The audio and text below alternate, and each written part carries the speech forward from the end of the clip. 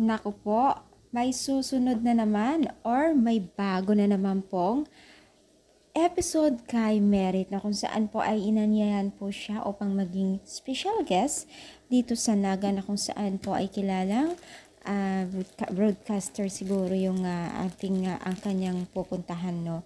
So isang live po yan mga Mima, sobrang dami po ang blessing ngayon, opportunity ni Merit na nagyayaya sa kanya. So talaga makita po natin yung kanyang paglago, no, sa kanyang buhay ngayon, no.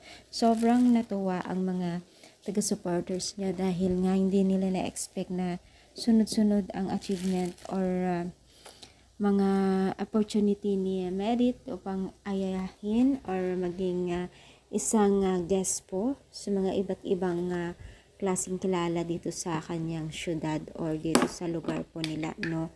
Sobrang dami po ang nagayaya kay Merit, no, lalo naman po ngayon na kilala na siya, ay hindi talaga maiwasan na may meron magyaya po sa kanya dito, no.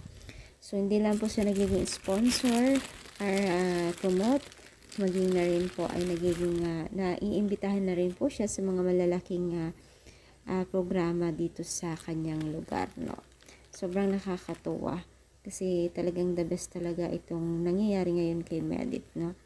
Way talaga yan para makilala siya. At syempre, sana maging humble pa rin itong si Merit dahil alam naman natin, no, stay humble para stay din ang blessing sa atin, no.